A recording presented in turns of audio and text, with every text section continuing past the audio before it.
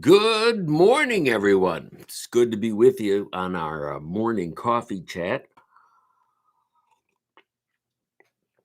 Drinking a little Highlander grog this morning. It's good to be back. I was out most of last week battling a chest cold. Turned out not be COVID. That was good news. But we're back in the saddle today. So I thought I'd catch up. We had some questions that come in. Our confirmands do worship reports on the service, which I review. And some of them ask questions. It's part of the question on the sheet is what's a question you have? So I'm going to answer a few of them today for you. Some of them are quite interesting. Here's one. Do you feel great joy when you think about Jesus returning soon? That's a simple one. Yes, you bet. I can't wait for him to come back. He could come back even before I finish my Highlander grog. That would be fine. We could leave this camera running. You could never watch this. That would all be great. Yes, I am very excited, and I long for the day when he will return. In fact, I'm praying it's today. That would make my day. That would make my life. That would make my eternity. Never thought about that before. Yeah, that's about the only place I could really use that phrase. If Christ returned today, that would make my eternity. Well, the next question is this one is probably at the heart of Christianity. Why did God give up his son for us if his son was perfect and we were so highly imperfect? That's the question. What would make someone do that? And the only answer you can come up with is love. Unbridled, unabashed, unreasonable love. A love so great for us that he would offer up his one and only son, that while we were yet sinners, Christ died for us. That's the great mystery of the gospel. And it also tells us that we are valuable, valuable enough for the sacrificing of his one and only son. It's unfathomable. That's one of those great biblical words. What is the oldest book of the Bible? Well, there's some contention here. The theologians have not all set their quill pens down on this one. But most scholars believe that the oldest book of the Bible is actually Job. And that it perhaps was penned even before Genesis, Exodus, Leviticus, Numbers, Deuteronomy, before the Pentateuch, that Job had been written down. So Job is considered by many to be one of the oldest books of the Bible. And, obviously there will be debate until Jesus comes back, and then it will all be settled. That's the frustrating thing and the joyous thing about our questions that we have now. We can save them up. We can wait to ask God. I always say I can't wait to ask Peter this or ask Jonah this. And yet it says that when we get to heaven, we will know as we are known. So all those mysterious questions for God about why did you do this? Why didn't you do this? How could you do this? How is this even possible?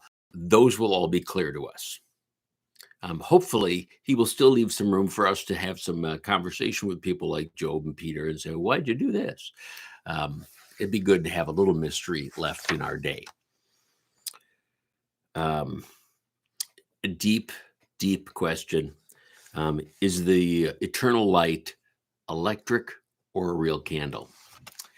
Well, it's an electric candle with one of those fancy flicker bulbs to make it look like a real candle. I'm not sure how much it does, but it is an electric candle. And it's there to signify that God's presence never leaves the sanctuary. It actually never leaves anywhere. We should have one burning in our house too. He's always present there. He's omnipresent. He's present at all places at all times. So there's a question here that's kind of a double question. One was, where did we get our stained glass windows, and why do we have stained glass windows? Well, the where I answered, I think, on our last video, and the why stained glass windows originated to a church that was illiterate. And before there was printed material for them, artisans would make the stained glass windows and the pastors would preach off of the windows. They would tell the stories from the illustrations that were in the windows. Not so much preaching is done from the windows today, but we still use symbolic art in our worship and in our windows to remind us, to focus us, to tell the story, to beautify the house of the Lord. Because no doubt where we gather with the Lord is a beautiful place. And so windows are often still used to bring glory and honor to the name of Christ. And the last question, what do the colors of the different seasons mean for those seasons? Well, there's several different colors that the church uses. Green, that's for growth, new growth. We're in that season right now, the Epiphany season. So post-Christmas, the Epiphany season, and now we are in the time of growing. We soon will hit Lent, where we'll go to a purple, purple for the royal Christ, for the sacrificial Christ, who laid down his life for us. It's a penitent season. It's a season of deep inner reflection, and purple helps us capture that. Then we go on to white on Easter. White is the purity of Christ, the righteousness of Christ. And so on festivals that celebrate Christ, we put white out. Easter, Christmas, Trinity Sunday, those great festivals that are about Christ, those are white. Red is for the church, red for the martyrs of the church, for the blood of Christ. Red celebrates anything to do with the church, Pentecost, Reformation, installations of pastors, things that have to do with the body of Christ, and remembering the heritage of the church. Now, some churches use a blue for Advent. We're one of them. Again, it's a royal blue, but I read something recently that said it's a royal blue, but it's a blue with expectation. Okay, I'll buy that.